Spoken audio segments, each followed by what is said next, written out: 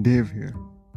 So, today we're talking about something called the Mandela Effect. It's not a disease, don't worry. It's not a movie, and it's definitely not a conspiracy theory. It's just your brain being a bit of a jerk, I guess. So, here we go. This is going to be about how collective false memories happen. And no, it's not because we're all secretly from another dimension. The Mandela Effect is when a large group of people distinctly remember something happening or being a certain way. But it turns out that memory is completely false, and not just a little wrong, but fundamentally wrong. It's named after Nelson Mandela because a lot of people vividly remembered him dying in prison in the 1980s. They remembered the news reports, his funeral, everything, except he didn't. He actually lived until 2013 and died at home. And it's not just a few confused people, it's lots of people. It's enough people that this phenomenon has its own name. Because our brains are apparently not as reliable as we think they are. Great. Okay, so let's go through some of the big famous examples. Get ready to feel confused and maybe a little bit annoyed. First up, Pikachu. You know, the yellow Pokemon. Picture him in your head right now. Does he have black tip on the end of his tail?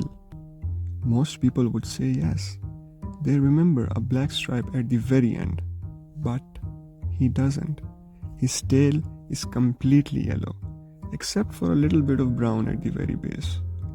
You've probably seen 1,000 drawings of him with a black tail tip, but they're all wrong. Your brain just decided he needed more contrast, I guess. Next, the Monopoly man. You know, the rich guy with the top hat? Does he have a monocle? A single glass lens over one eye? He doesn't. He never has. Go look up a picture. He doesn't have a monocle. Your brain just added the monocle because a rich guy in a top hat apparently means he must be wearing a monocle. And finally, from Star Wars. Luke, I am your father. Is that the line? Nope. The actual line is, no, I am your father. Seriously, go watch it again. It's no, not Luke. But everyone says Luke. It just sounds more dramatic, I guess. Your brain literally improved the script. So, you're not crazy. You're just part of the messed up collective memory. Welcome to the club. So, if millions of people are misremembering things, what's going on?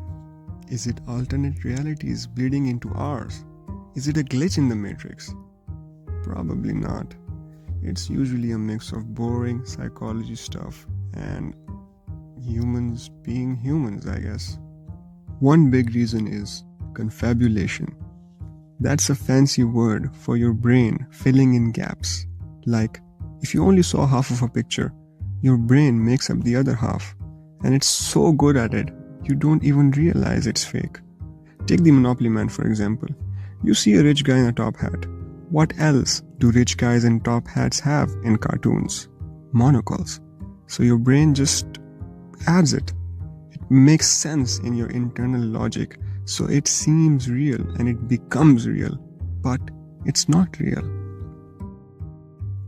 Another reason is suggestibility. If enough people say something is true, you start to believe it, even if it's wrong. Someone says, Luke, I am your father, and you've heard it so many times, your brain just replaces the actual quote. It's like a viral lie, but for your memory. And then there's the concept of source monitoring error. You remember a piece of information, but you forget where you learned it. Did you actually see the movie? Or did you just hear someone talk about the movie? Your brain loses track, and eventually the memory becomes real. It's not glamorous. There are no aliens, there is no time travel, there are no alternate realities.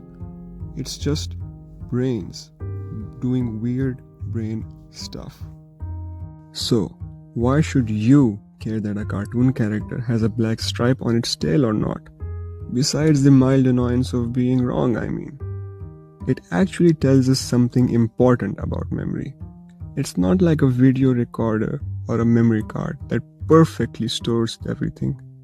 Your memory is more like a Wikipedia page that anyone can edit, including your own subconscious, and sometimes everyone else's subconscious too. This means eyewitness testimonies in courts can be problematic. If someone swears they saw something, but the Mandela Effect clearly proves a crowd can be wrong, how reliable is individual memory? It's a whole thing. It also means that being confident about a memory doesn't make it true. You can be 100% sure the Monopoly man has a monocle and still be 100% wrong, which is frankly a little unsettling. So the next time you argue with someone about a movie quote or if a character has a black stripe on its tail or not, just remember, you both might be victims of a collective hallucination. Does this mean you can't trust anything? No. It just means you should probably double check things, especially if you're arguing with someone on the internet. Don't freak out. It's normal. It's just how our squishy, imperfect brains work. We're not computers. We're organic, flawed data processors with feelings. So, that's the Mandela Effect. Your brain just makes things up sometimes and then convinces millions of other brains to make up the same thing. Fun. Anyway, that's enough mind bending for today. I need a nap after thinking about all this. See ya.